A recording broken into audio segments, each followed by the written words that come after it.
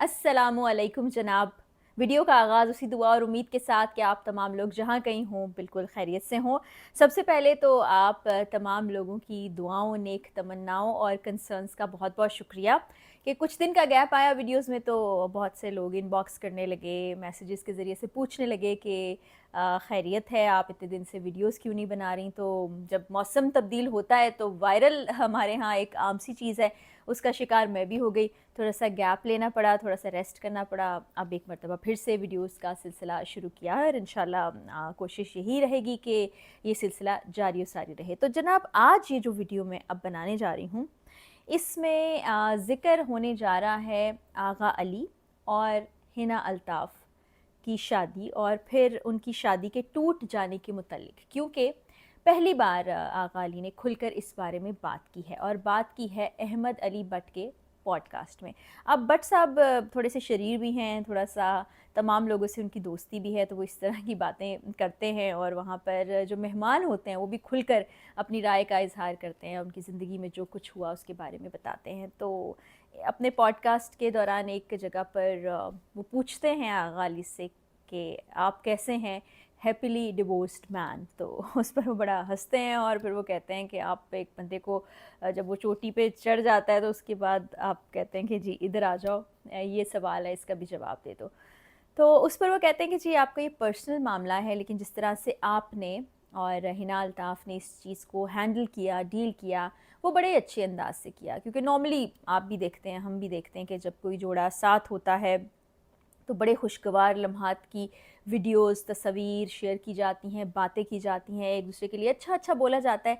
लेकिन खुदा न ख़ास्ता किसी वजह से अगर ये रिश्ता बरक़रार नहीं रहता और ये रिश्ता टूट जाता है, तो फिर इल्ज़ामात की एक बौछार भी होती है। वो रिश्ता जो कायम नहीं रह सका, उसमें पीछे क्या हुआ या नहीं हुआ, उसकी बाज़गश्त भी सुनाई देती है और काफ़ी बुरे अंदाज़ में चीज़ें सामने आती हैं। तो इस कपल को ये क्रेडिट तो जाता है कि उन्होंने एक बाहसन तरीके से इस चीज़ को निभाया और फिर उसके बाद जब अलग हुए तो वो भी इस तरीके से अलग हुए कि कोई बहुत ज़्यादा बातें नहीं बनी। और अगर हिना अल्ताफ़ की और आगा अली की बात करें तो उन्होंने ज़िक्र भी बहुत ज़्यादा नहीं किया और अब तकरीबन 1.5-2 साल के अरसे के बाद खुलकर ज़रा बताया आगा अली ने कि ठीक है, अब मैं ठीक हूँ, ज़िंदगी भी ठीक चल रही है, मैं खुश भी हूँ, लेकिन लाइफ़ इज़ टफ़। ऐसा होता है, ज़िंदगी में बहुत से मामलात आ जाते हैं, उनसे आपको गुज़रना पड़ता है, बट दिस इज़ लाइफ़ और ज़िंदगी में ये सब कुछ होता रहता है।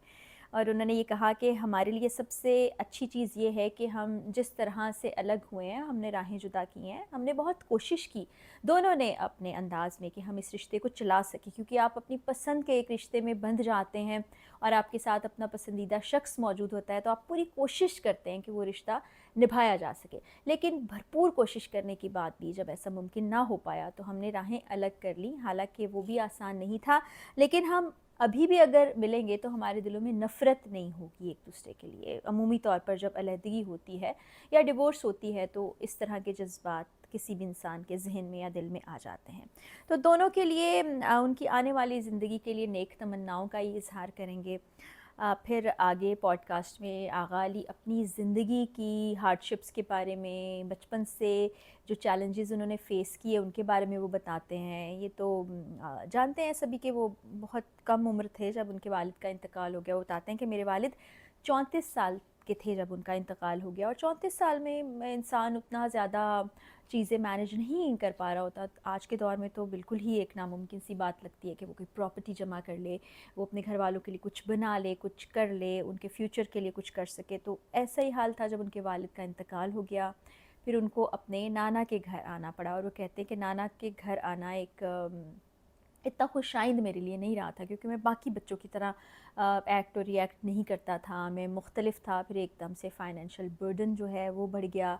हम 2 भाई थे और नाना के घर आने के बाद वसीम अब्बास जो कि बड़े रिनाउंड एक्टर हैं, वो मामू हैं आगा अली के। तो उन्होंने कहा बड़ा उन्होंने सपोर्ट किया, वालदा ने भी बड़ा सपोर्ट किया। लेकिन फिर उनका कहना है कि जब तक मैं 7वीं क्लास में पहुंचा तो मेरे नाना जान का इंतकाल भी हो गया। तो मेरा जो बचपन था वो इतना خوشگوار نہیں گزرا تھا، مشکلات زیادہ تھیں۔ میں پڑھائی لکھائی میں بھی بہت اچھا تھا، لیکن جب ایک مرتبہ میں نے شوبز سے ریلیٹڈ، بلکہ شوبز سے تو اس وقت ریلیٹڈ نہیں تھی، تھیٹر پہ کچھ کام کیا، اس کے کچھ پیسے ملے تو بڑا اچھا احساس ہوا، کیونکہ بچپن سے ہی یہ ذہن میں تھا کہ چونکہ ہماری والدہ ہمیں دیکھ بھال بھی کر رہی ہیں، پال بھی رہی ہیں ایز اے سنگل پیرنٹ، تو اس میں ہمیں کنٹریبیوٹ کرنا ہے، کچھ پیسے کمانے ہیں۔ پھر اس پر احمد علی بٹ نے بھی کہا کہ میں بھی ایک بروکن فیملی سے آیا ہوں، تو ان بچوں کے چیلنجز ہوتے ہیں ایسے، اور میں خود بھی ریلیٹ کر سکتی ہوں کہ جب پیرنٹس ساتھ نہیں رہ رہے ہوتے یا کسی وجہ سے علیحدگی یا ڈیورس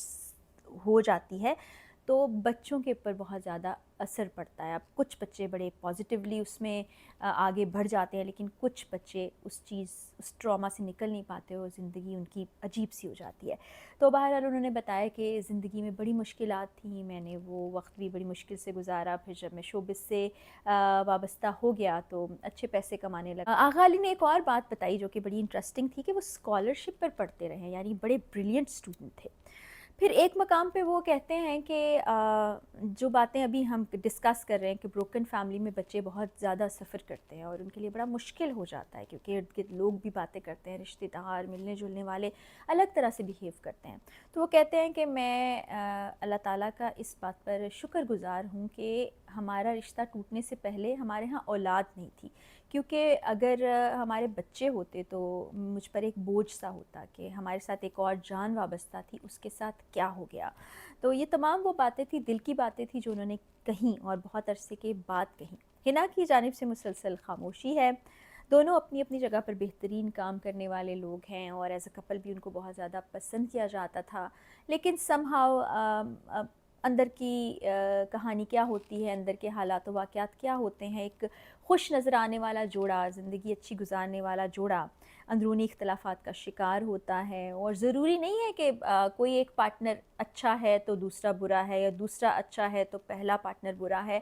دو لوگ مختلف بھی ہو سکتے ہیں، اور مختلف ہونے کی صورت میں زندگی کو غلط انداز سے مراد یہ کہ لڑنے جھگڑنے میں، نفرتیں پالنے میں، ایک دوسرے کا وقت خراب کرنے سے بہتر یہی ہوتا ہے کہ رب تعالیٰ نے جو ایک حق دیا ہے اس کو استعمال کر لیا جائے۔ اگرچہ اللہ تعالیٰ کو یہ عمل پسندیدہ اعمال میں شامل نہیں کیا ہے رب تعالیٰ نے، اچھا نہیں سمجھا جاتا اس کو، لیکن جب زندگیاں خراب ہو رہی ہوں، زندگیاں ٹھیک سے نہ نبری ہوں، تو میرا خیال ہے پھر یہ فیصلہ لینا زیادہ صحیح ہوتا ہے، بجائے اس کے کہ ساری زندگی ساتھ گزاری جائے، کمپلیکیٹڈ سی زندگی ہو، پھر بچوں کی زندگی بھی خراب ہو، آپ سب کا فیوچر بھی تباہ ہو، ایک ٹاکسک سا ریلیشن شپ ہو۔ تو انہوں نے بھی یہ فیصلہ لیا۔ اب جو فیصلہ لیتا ہے اپنے حالات و واقعات کو دیکھ کر لیتا ہے، لیکن ایسا محسوس ہوتا ہے کہ اپنے اس فیصلے سے آغا علی مطمئن ہیں، اور حنا الطاف بھی اپنی زندگی میں آگے بڑھ گئی ہیں۔ اللہ تعالیٰ سب کے لیے زندگی میں اچھا کرے، جو وہ فیصلے لیں ان کو ان کے لیے ٹھیک ثابت کرے، اور جو علیحدگی ہوتی ہے، جو ڈیورس ہوتی ہے، بہرحال ایک ٹف چیز ہوتی ہے، اس سے کسی کو گزرنا نہ پڑے۔ تو یہ تمام باتیں تھیں جو بٹ صاحب یعنی احمد علی بٹ کے پوڈ کاسٹ میں کی گئی تھیں، اور بڑا کھل کے آغا علی نے بولا بھی۔ تو بٹ صاحب کا پوڈ کاسٹ ویسے اکثر میں دیکھتی ہوں، کافی ساری اداکارائیں اور اداکار اس میں آتے ہیں اور بڑی مزے کی گفتگو ہوتی ہے، تو یہ ایک ایسی چیز تھی جو میں نے سوچا آپ لوگوں سے بھی شیئر کی جائے، کہ کس طرح ایک رشتہ جب ٹوٹ بھی جاتا ہے تو اس کو بڑی عزت سے، بڑے احترام سے اس کو ختم بھی کیا جا سکتا ہے، کہ جوڑا جا سکتا ہے۔ ضروری نہیں ہے کہ ایک دوسرے کی تضحیق کر کے، نیچا دکھا کے، نفرت کر کے، یا برا بھلا کہہ کر ہی رشتے کو ختم کیا جائے۔ تو یہ ایک اچھا میسج مجھے اس پوڈ کاسٹ کے ذریعے سے ملا، اور ہمیں بھی اس بارے میں سوچنا چاہیے۔ میں پھر وہی کہوں گی کہ ہمارا مذہب بہت خوبصورت مذہب ہے، جس میں زندگی کے ہر پہلو کے بارے میں بتایا گیا، ہمیں گائیڈ لائن ملتی ہے، تمام گائیڈنس موجود ہے، ہمارے لیے اس سے بڑھ کر اور کچھ نہیں ہے۔ اگر ہم چاہیں اور اس کے اصولوں کے مطابق گائیڈنس لے کر زندگی گزارے تو بہت سی آسانیاں ہو سکتی ہیں۔